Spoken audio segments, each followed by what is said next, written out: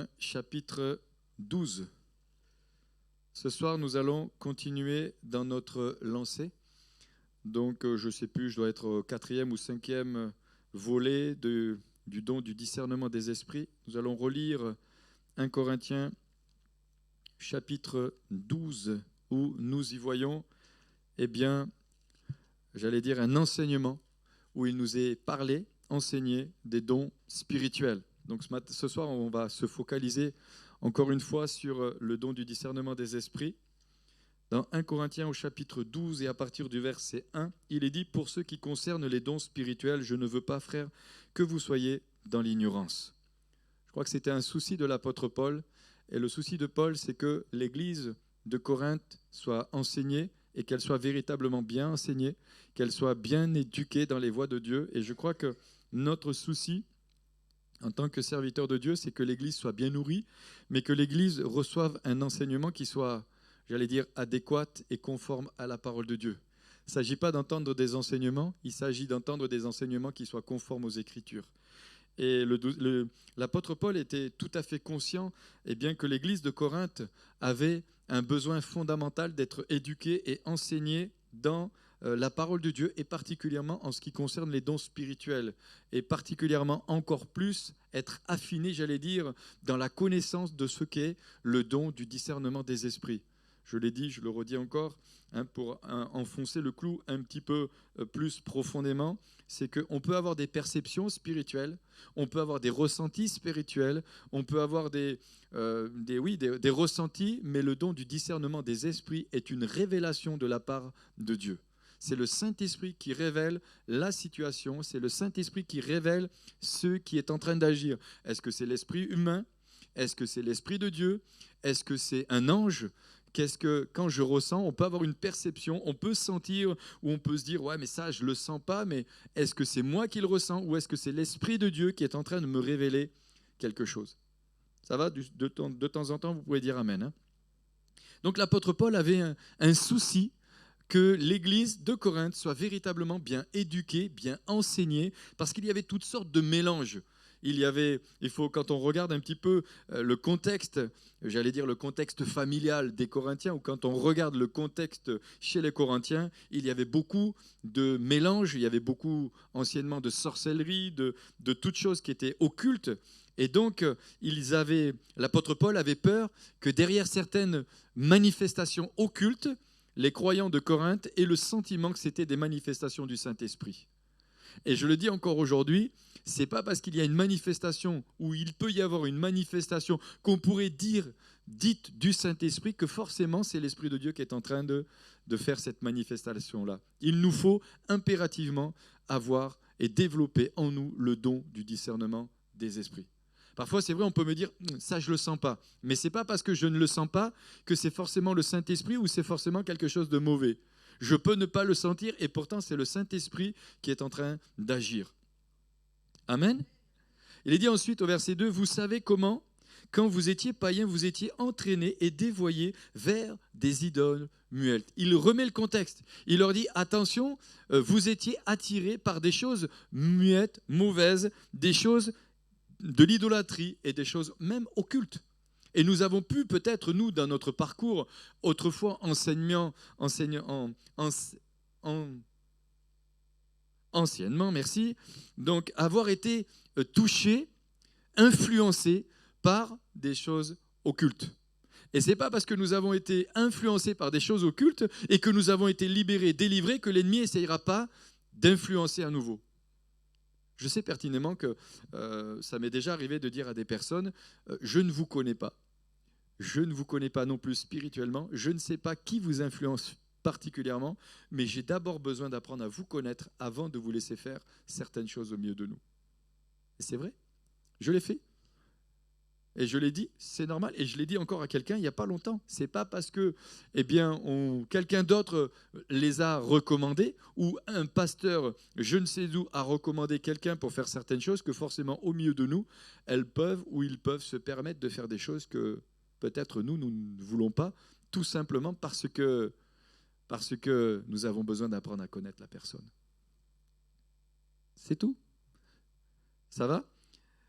Il dit, c'est pourquoi je vous déclare nul s'il parle par l'esprit. Et là, on voit, par l'esprit, c'est avec un grand E, et ce n'est pas un petit E, c'est un grand E.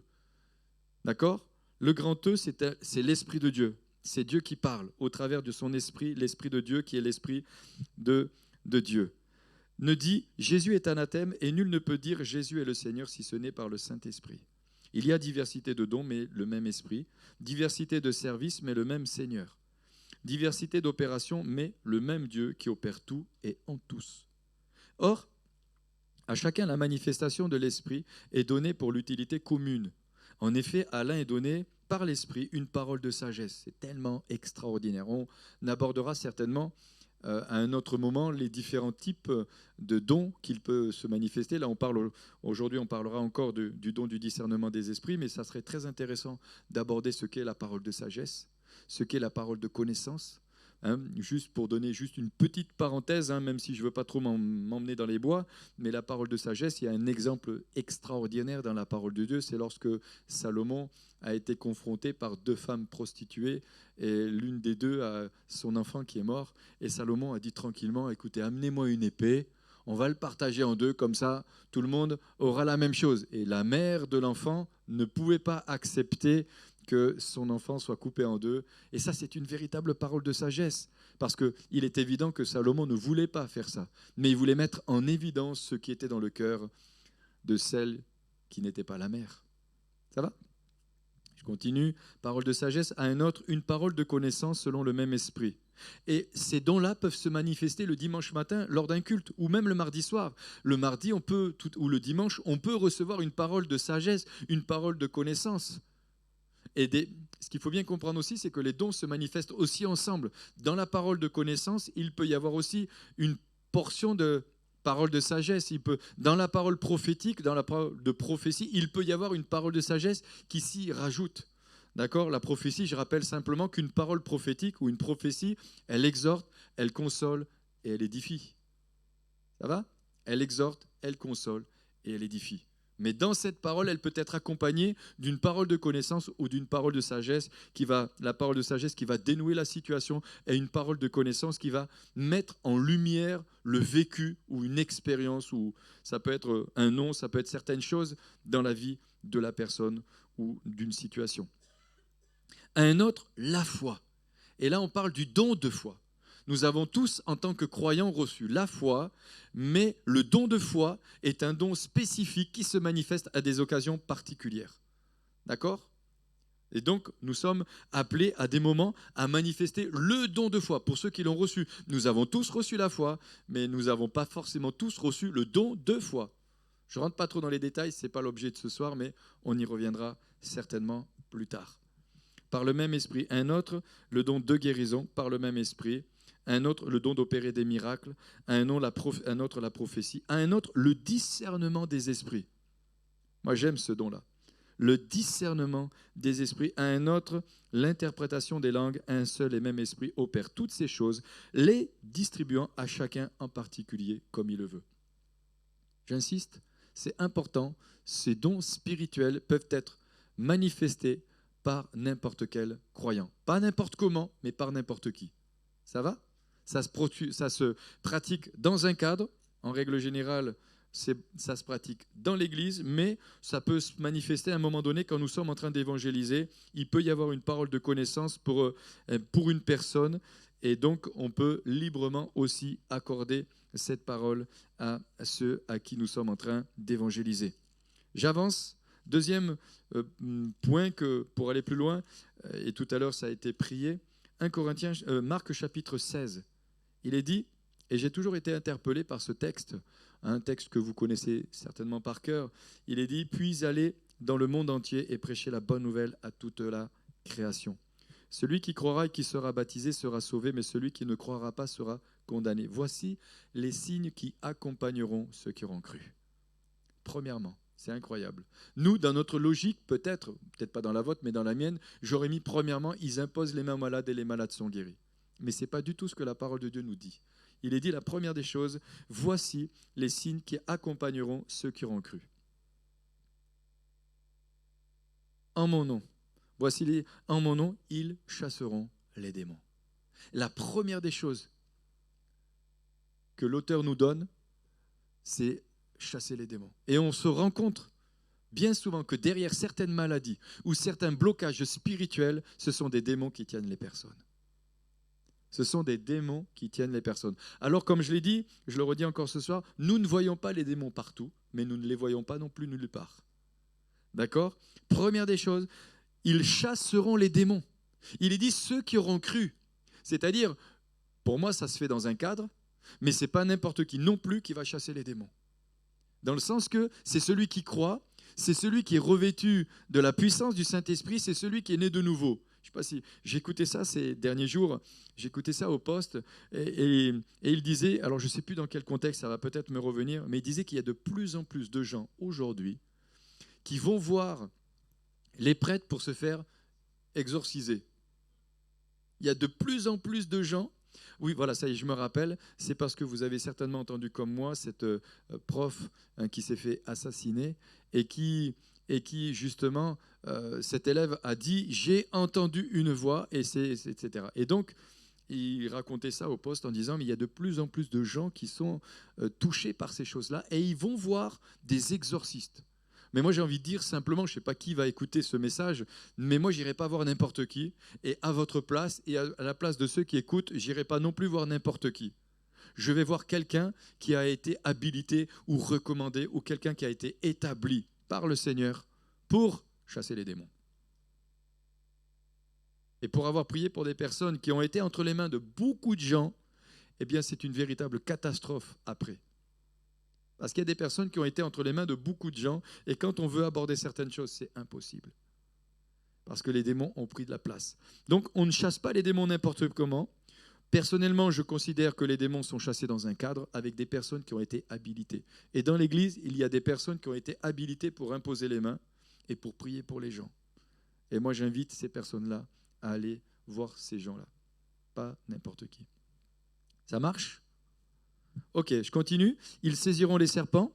S'ils boivent quelques breuvages mortels, cela leur fera un point de mal. Je racontais ça à ma mère, parce qu'elle était toute étonnée. Là, il dit, ils saisiront des serpents. Je suis parti un peu dans les bois, mais je reviens. Ils boiront quelques breuvages mortels. On se dit, non mais quand même, c'est un truc incroyable. Qui a déjà été empoisonné au milieu de nous ? Moi, quand j'étais en Afrique. Un jour, ils m'ont empoisonné. Et j'ai été empoisonné. Et je racontais ça, elle me dit « Ah Manu, ouais. » Ma mère, elle était toute « Écoute, je suis toujours là. » Je vais dans un village. Et on était deux serviteurs de Dieu. Et puis moi, j'avais faim. Ils m'ont fait à manger, j'ai mangé. Mais la nuit, je me réveille, j'avais mal au ventre, j'étais mal, j'étais dans un état. Et le Saint-Esprit me dit « Tu as été empoisonné. » Je dis « Ok. » J'ai pris position. J'ai pris position instantanément. J'ai chassé cela. Paf ! J'ai senti, je vous le dis comme ça, j'ai vomi, c'est parti. Donc c'est possible. Et là, il dit, vous boirez quelques breuvages mortels et cela vous fera un point de mal. Maintenant, si je sais que ce que je vais manger, c'est empoisonné, je ne le touche pas. Si je ne le sais pas et je rends grâce, je ne suis pas en train de tenter Dieu. Par contre, si je le sais, je ne touche pas. Je continue parce que ce n'est pas l'objet de mon message, mais simplement pour nous éveiller ou nous aiguiser ou nous faire prendre conscience que les dons spirituels, nous en avons besoin, et particulièrement du discernement des esprits. Alors peut-être certains vont dire, bon, tu n'as pas été très affûté sur le discernement quand tu as mangé et que tu ne savais pas que tu allais manger. Non, moi je me dis simplement que Dieu voulait que je fasse une expérience avec lui. Tout simplement. C'est comme la fois où je me retrouve dans un village, je rentre à la maison et puis on se couche. Et puis à un moment donné, je suis réveillé, le Saint-Esprit me dit, il y a un sorcier dans ta chambre. Vous allez dire, comment tu as fait pour savoir qu'il était là ? C'est très simple. Je me suis levé, je lui ai dit, maintenant tu quittes cette pièce. Et j'ai entendu un grand bruit dans le volet et j'ai compris qu'il était parti. Discernement des esprits. Le discernement, j'ai dit que le discernement, c'est pas de l'intuition, c'est une révélation. Le discernement, c'est la séparation entre ce qui est précieux et de ce qui est vil. Je fais rapidement pour rappeler 2-3 choses, ce que l'apôtre Paul nous avait dit, mais c'est aussi ce que j'ai partagé la dernière fois. Le discernement, eh bien, on a vu ensemble les différents groupes, de dons spirituels. J'avance. le discernement des esprits est un sujet important et chaque croyant, chaque disciple de Jésus-Christ doit être revêtu de l'esprit de discernement. Ça va? Je peux le dire comme ça? Parce que l'esprit de discernement, c'est le Saint-Esprit qui agit au travers de nous, qui nous révèle une situation, qui nous révèle à quoi nous sommes confrontés et qui nous révèle quel est, s'il y a un esprit malsain ou un esprit mauvais qui est en train d'agir. Ça va? Ça m'est déjà arrivé de dire à des personnes, c'est quoi qui t'influence? On peut tout à fait être influencé par quelque chose de mauvais. Et ça ne veut pas forcément dire que cette puissance est en nous, mais elle peut, à un moment donné, ça peut rentrer aussi dans nos propres vies. D'accord? Donc, le fonctionnement et la nécessité du don aujourd'hui est indispensable pour chaque croyant, chaque chrétien, chaque disciple de Jésus-Christ. C'est pour ça que même quand nous nous retrouvons dans le culte le dimanche, c'est important de discerner. Parfois, on peut sentir, on se dit, mais il y a un truc qui ne va pas. Qu'est-ce qui fait que c'est lourd? Qu'est-ce qui fait que je ne suis pas bien? Qu'est-ce qui fait que, parfois même, on peut arriver à l'église et se dire, mais je sens qu'il y a un truc qui ne va pas. Et là, c'est le réflexe que nous devons avoir, chacun de nous, chaque croyant, de dire, Saint-Esprit, révèle-moi ce qui est caché là derrière. Qu'est-ce que c'est? Est-ce que c'est moi? Est-ce que c'est mes émotions? Est-ce que c'est mes sentiments? Est-ce que c'est un esprit méchant qui est en train d'agir? Qu'est-ce qui crée ça? Qu'est-ce qui crée ce trouble? Qu'est-ce qui est en train d'agir pour, systématiquement, que nous revivions, parfois même dans nos familles, des choses systématiques? Il y a comme des fois des situations qui se reproduisent. Qu'est-ce qui fait que? D'accord? La dernière fois, j'ai dit que Smith Wigglesworth a dit « Je ne me laisse influencer ni par ce que je vois, ni par ce que j'entends. Ce qui compte pour moi, c'est ce que je crois. » On est d'accord? Mais il a dit encore, si tu as assez d'onction pour discerner les mauvais esprits, tu as aussi assez d'onction pour les chasser. Ça va? On est où là? Ok, on peut avancer? Ok, alors toutefois, comme on peut s'attendre à ce que les démons mentent, il serait bon de considérer comme suspects les renseignements qu'ils fournissent et de ne se fier qu'à ceux fournis de manière surnaturelle par le Saint-Esprit. Ça va? Les démons peuvent dire une part de vérité, mais pas forcément la vérité. Et c'est là où il nous faut véritablement du discernement. Lorsque, il y a des situations, et parfois des situations qui se produisent. Je prends juste l'exemple de ce que nous avons dit tout à l'heure. Ce jeune homme, il a entendu une voix. Qui lui a parlé? Est-ce que c'est son interprétation? Est-ce que c'est parce qu'il est enfermé dans ses jeux vidéo? Ou est-ce que véritablement, il a entendu un esprit méchant lui parler? Ça marche? Le discernement des esprits, j'avance, le discernement des esprits n'accorde pas toujours la foi pour les chasser. Bien que le don du discernement des esprits soit efficace, il doit opérer de concert avec le don de foi. C'est-à-dire, si je discerne l'esprit méchant qui est derrière, je dois être aussi revêtu de la foi pour le chasser. C'est-à-dire, je dois avoir la foi et croire que si Dieu me permet d'avoir cette révélation, il me donne aussi la force et l'autorité pour le chasser. Ça va? Il doit opérer de concert avec le don de foi et celui de miracle. Ce sont ceux qui possèdent ces dons qui réussissent le plus dans le ministère de délivrance des démons. J'ai envie de dire aussi, et ça me fait penser aux 7 fils de Séva, ne soyons pas des aventuriers non plus. D'accord? Même nous qui sommes dans le ministère, moi personnellement, si on est confronté, on le fait. Si on ne l'est pas, on ne cherche pas ce genre de manifestation. Nous, on cherche la manifestation du Saint-Esprit. Mais on sait aussi que là où le Saint-Esprit agit, les démons sont chassés. Car la Bible nous dit aussi qu'un des signes du royaume de Dieu, c'est que les démons sont chassés au milieu de nous. Ça marche? Matthieu chapitre 17, versets 19 à 21. Il est dit... Alors, les disciples s'approchèrent de Jésus et lui dirent en particulier, « Pourquoi n'avons-nous pu chasser ce démon? C'est à cause de votre incrédulité, leur dit Jésus. Je vous le dis en vérité, si vous aviez de la foi comme un grain de sénévé, vous diriez à cette montagne, transporte-toi d'ici et là, et elle se transporterait, rien ne vous serait impossible. Mais cette sorte de démon ne sort que par la prière et par le jeûne. » Pourquoi par la prière et par le jeûne? Parce que dans le jeûne, Dieu, personnellement, c'est ce que Dieu m'a révélé. Dans le jeûne, c'est que je vais m'approcher de Dieu. je m'humilie devant Dieu, je cherche la pensée de Dieu. Et dans la prière, c'est que Dieu, à un moment donné, il va me révéler, dans le jeûne et la prière, quelle est la puissance, quel est l'esprit qui agit. Ça va ? Et non seulement il va me le révéler, mais dans le jeûne et la prière, il va me donner aussi la puissance et l'autorité pour chasser l'esprit. Mais j'ai envie de dire aussi une chose, et je fais encore une parenthèse, c'est que l'esprit sera chassé si la personne est d'accord de le laisser partir. Parce que le problème qui se passe parfois, et c'est ce que je fais régulièrement pour ceux qui ont l'habitude de prier avec moi quand on prie ensemble pour des personnes, c'est que j'aime amener la personne à confesser certaines choses. C'est que si elle ne confesse pas ou si elle ne se repent pas et que le démon a des droits, on a beau crier, on a beau faire des sauts périlleux, il ne partira pas. Parce que le démon a des droits. Et pour qu'il puisse partir, il faut que nous puissions reprendre les droits au démon pour qu'il puisse partir. Et ça, c'est la révélation. C'est la révélation. Nous étions avec Priscille récemment, on était au Congo et puis une personne est venue nous voir parce qu'elle avait besoin, elle n'arrivait pas à avoir des enfants, je l'ai expliqué, les personnes n'écoutera pas, mais donc simplement pour dire qu'elle est venue et paf, le Saint-Esprit m'a révélé. Je lui dis, mais est-ce que tu as commis ça? Est-ce que tu as fait ça? Oui, j'ai fait ça. Et là, les démons ont commencé à se manifester. J'ai dit, tu dois confesser, tu dois demander pardon. Elle a fait des choses, elle était liée par un sorcier. On a dû briser ce lien d'âme pour la délivrer, pour qu'elle puisse être complètement libérée et que les démons puissent partir pour que la vie de Christ et la puissance de guérison puissent se manifester dans sa propre vie. Ça, c'est le don du discernement qui s'est manifesté.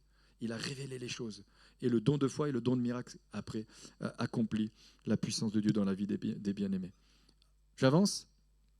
Examinons comment le don du discernement des esprits a été utilisé dans l'Ancien Testament. C'est vrai qu'il y a beaucoup de passages dans l'Ancien Testament qui nous montrent comment le don du discernement des esprits a été utilisé. Vous êtes toujours là ? 1 Roi, chapitre 22, du verset 1 à 40. Vous pourrez lire 1 Roi, chapitre 22.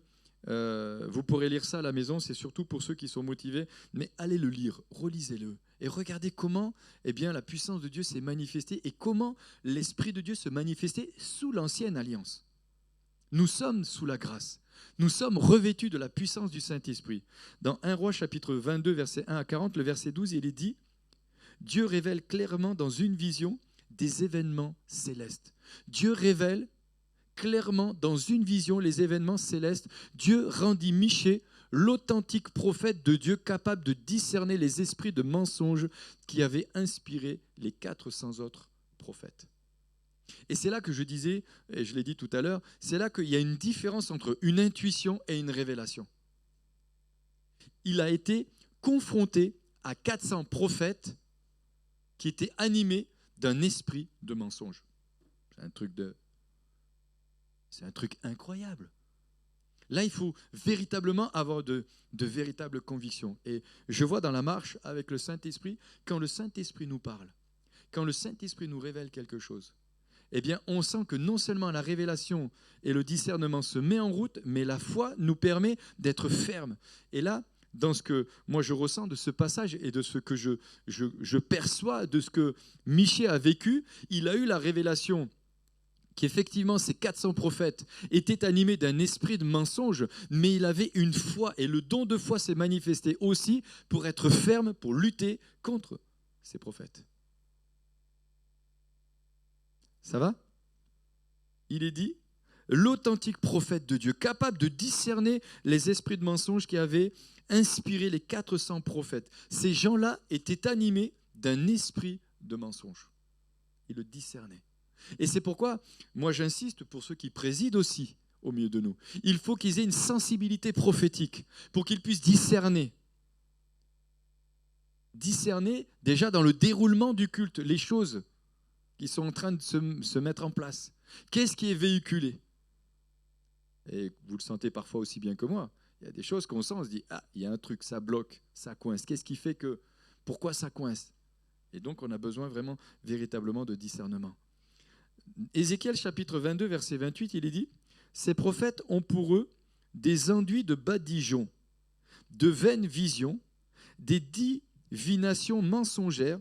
Ils disent « Ainsi parle le Seigneur l'Éternel » et l'Éternel n'a point parlé. » Il faut quand même avoir véritablement vécu et vivre une intimité profonde avec le Saint-Esprit pour pouvoir être capable de dire que ces visions qu'ils sont en train de partager sont des visions vaines et ce sont des esprits de mensonge qui les animent. Seule la révélation du Saint-Esprit peut nous permettre de rentrer dans cette dimension-là.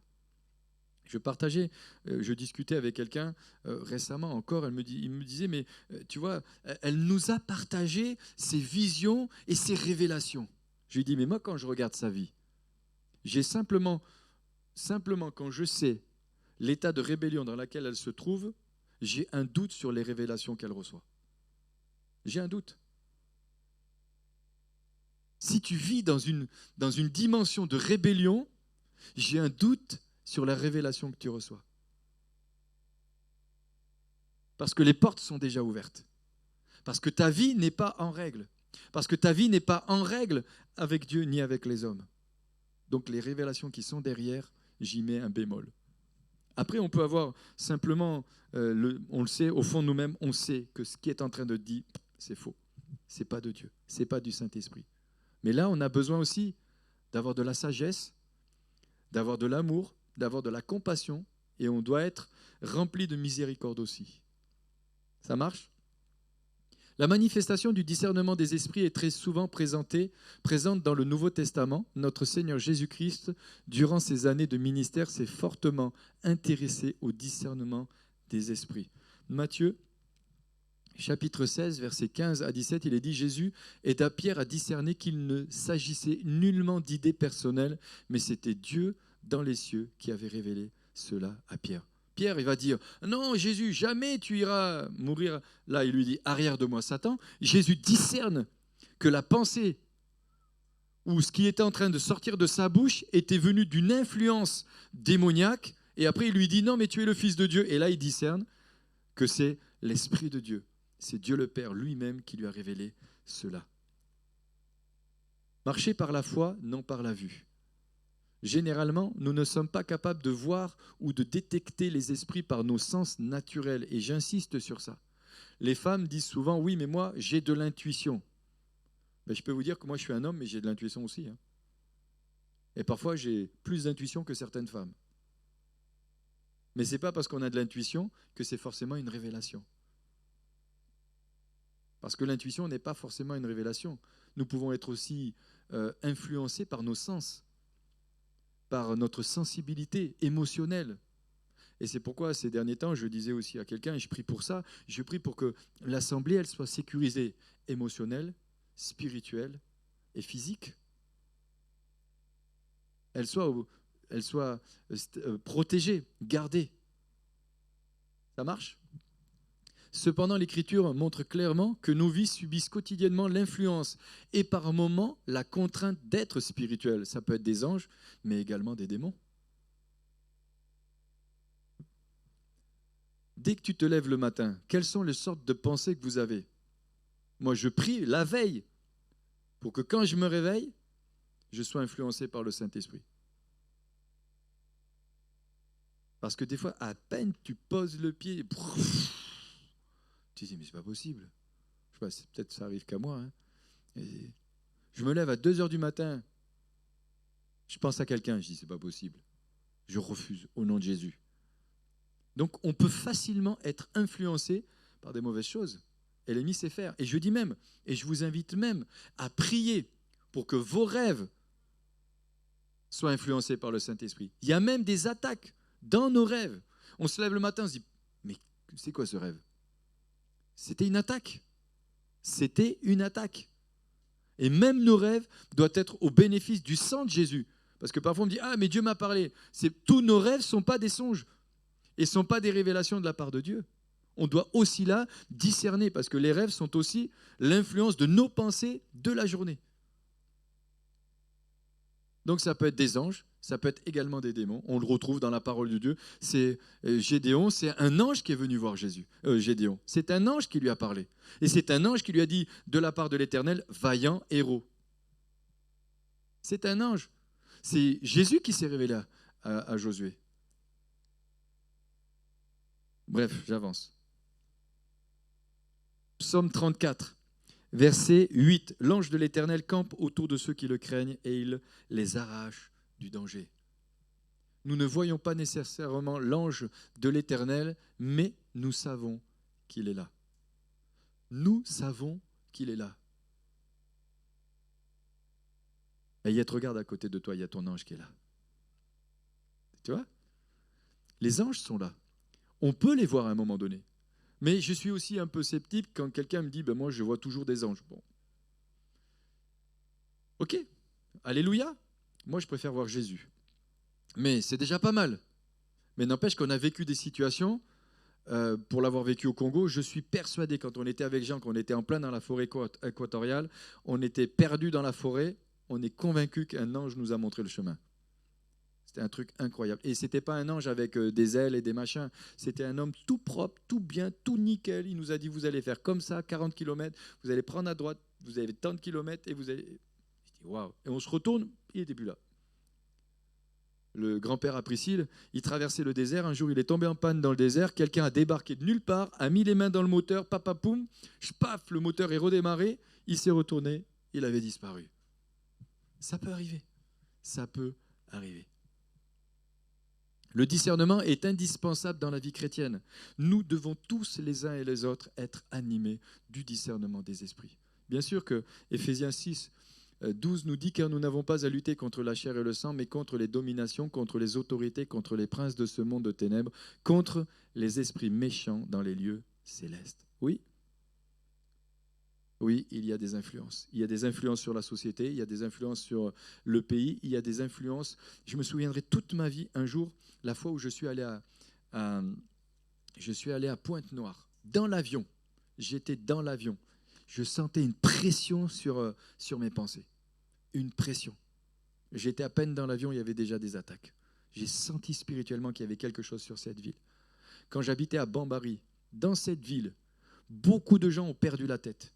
Je ne peux pas expliquer le combat qu'on peut avoir avec ces gens-là. J'ai compris à ce moment-là comment les gens peuvent perdre la tête. Parce qu'il y a des puissances qui viennent pour vouloir te prendre ta raison. Bon, je ne peux pas l'expliquer, je l'explique comme ça, mais c'est un combat que tu peux avoir. Mais ça existe. Et dans cette ville, plusieurs ont perdu la tête. Parce qu'ils sont confrontés à des esprits qui viennent et qui te volent la raison. Ça, c'est du discernement des esprits. Ça va? Jusque-là, ça va, je ne vous trouble pas trop? Ok, nous n'avons pas à lutter contre la chair et le sang, mais contre les puissances. Et nous avons besoin de discerner ce à quoi nous sommes confrontés. Et nous pouvons même, nous, quand nous regardons notre assemblée, les combats qu'on peut rencontrer, on peut aussi se poser les mêmes questions.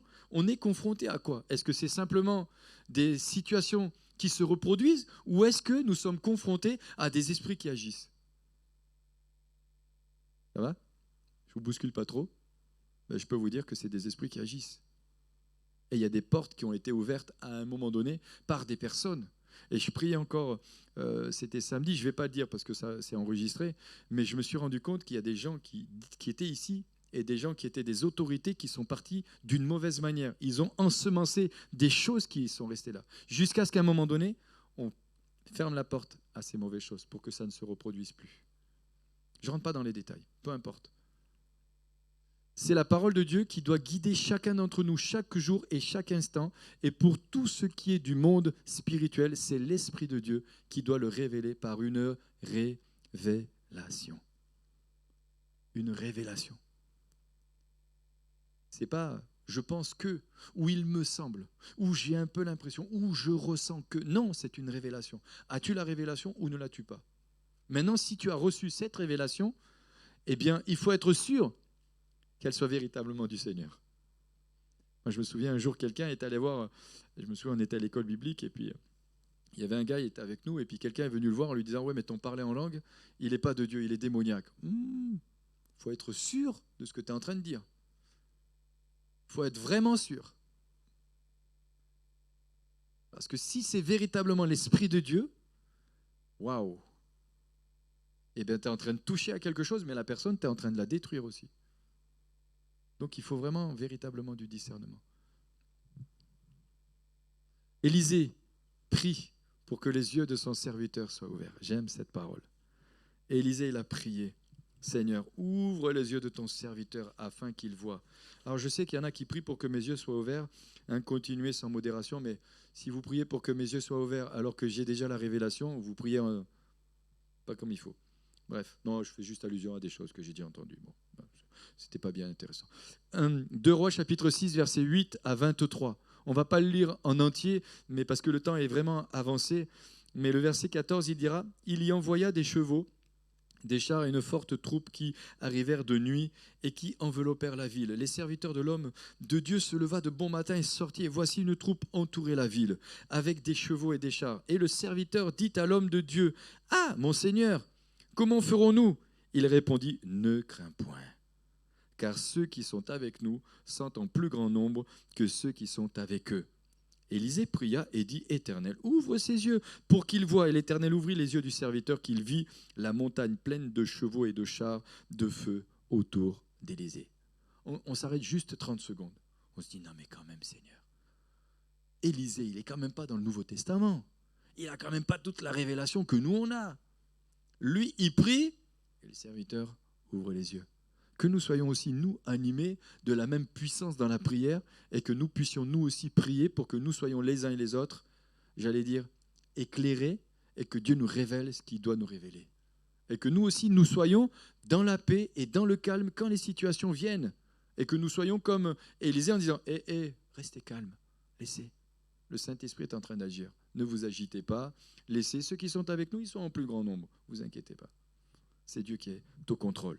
Dieu désire que son Église soit équipée pour avancer dans le domaine surnaturel et pour exercer l'autorité que lui a déléguée le Seigneur Jésus-Christ ressuscité, lui qui a le pouvoir sur toutes choses. Il a le pouvoir sur toutes choses. Dieu a donné cette autorité à ses disciples. Donc si Jésus a donné cette autorité à ses disciples, il nous l'a donnée aussi. Matthieu, chapitre 28, versets 19 à 20. Allez, faites de toutes les nations des disciples, les baptisant au nom du Père, du Fils et du Saint-Esprit, et enseignez-leur à observer tout ce que je vous ai prescrit. Vous savez, récemment, j'ai vécu, je ne sais pas si je l'ai dit, mais je le partage comme ça, on a vécu un petit truc avec mon frangin il y a peut-être une semaine ou deux. Et un matin, j'étais en train de... Je me réveille de bonne heure, et puis j'étais dans mon lit encore, et c'était vraiment de bonne heure, et puis paf, le Saint-Esprit me donne une parole, il me parle. Et puis, paf, il me donne un verset, et il me donne celui-là. OK. Et puis, ma mère me dit, écoute, parce que je l'appelle de temps en temps, et puis elle me dit, ah bah tu sais, ton frère, c'est lui qui prêche. Ah, je dis, ah bah attends, je vais l'appeler. Donc je l'appelle, je l'encourage. Et puis, parce que je voulais écouter ce qu'il disait, puisque en général, comme ça, après, je lui fais un petit débrief et tout. Et il me dit, je vais prêcher sur ça. Je dis, tu vas prêcher sur quoi? Il me dit, je vais prêcher sur Matthieu 28, 19 et 20. Je dis, écoute, c'est le verset que je me suis réveillé ce matin. Et là, tu te dis, waouh, c'est juste la connexion du Saint-Esprit. C'est paf, le Saint-Esprit. La claque, le Saint-Esprit qui fait les choses, la connexion. Paul libère une femme d'un esprit de python qui est un esprit de divination. Je ne rentre pas trop dans les détails, mais Paul a discerné que cette femme était animée d'un esprit de python. Et pourtant, cette femme-là disait des vérités. Elle disait, oui, mais ce sont des serviteurs de Dieu. Oui, c'était des serviteurs de Dieu. Mais l'esprit qui était derrière, Paul l'a discerné. Il a attendu 3 jours, il l'a discerné et il l'a chassé. On retrouve ça dans Marc chapitre 16, du verset 16 à 21. Il a chassé, et c'est ce que j'ai parlé de ça il y a quelque temps en arrière, ça lui a causé beaucoup de problèmes. Donc ceux qui veulent aussi s'attaquer au monde spirituel pour chasser les démons, soyez bien sûrs que vous êtes aussi équipés. Parce que le diable, il cogne. Le diable, il cogne et il cogne fort. Et il ne faut pas avoir peur, on n'a pas à avoir peur, on est ancré dans la parole de Dieu, on est sous le sang de Jésus, mais il y a des réalités aussi. Il y a des réalités spirituelles. L'apôtre Paul manifeste le discernement des esprits et avait aussi l'autorité nécessaire pour les chasser. J'arrive à la fin. La Bible enseigne de lier l'homme fort, ce qui revient à dire que pour lier l'homme fort, il faut avoir la révélation que cet esprit mauvais existe. Jésus chassait les démons. Ça va? Matthieu chapitre 12, versets 24 à 30 dira encore, « Les pharisiens ayant entendu cela dire, cet homme ne chasse les démons que par Belzébul, prince de démons. Comme Jésus connaissait leurs pensées, il leur dit, tout royaume divisé contre lui-même est dévasté, et toute ville ou maison divisée contre elle-même ne peut subsister. Si Satan chasse Satan, il est divisé contre lui-même. comment donc son royaume subsistera-t-il? Et si moi je chasse les démons par Béelzébul, vos fils, par qui les chassent-ils? C'est pourquoi ils seront eux-mêmes vos juges. Mais si c'est par l'Esprit de Dieu que je chasse les démons, le royaume de Dieu est donc au milieu, est donc venu vers vous. Ou comment quelqu'un peut-il entrer dans la maison d'un homme fort et piller ses biens sans avoir auparavant lié cet homme fort? Alors seulement il pillera sa maison. Celui qui n'est pas avec moi est contre moi, et celui qui n'assemble pas avec moi disperse. Amen. À plusieurs reprises, le Saint-Esprit m'a montré que j'étais confronté à certains esprits méchants qui cherchaient à me nuire. Et c'est vrai. Plusieurs fois, j'ai été confronté. Et en tant que ministère, en tant que pasteur, en tant que responsable de cette assemblée, nous avons été confrontés à des puissances des ténèbres qui ont agi dans ce lieu. Mais ce que je peux vous dire aussi, c'est que certains sont véritablement dehors. Et on doit prier pour qu'ils ne rentrent pas. Et ça, c'est notre responsabilité. C'est notre responsabilité.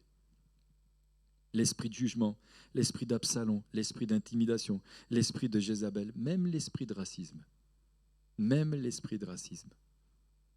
Amen.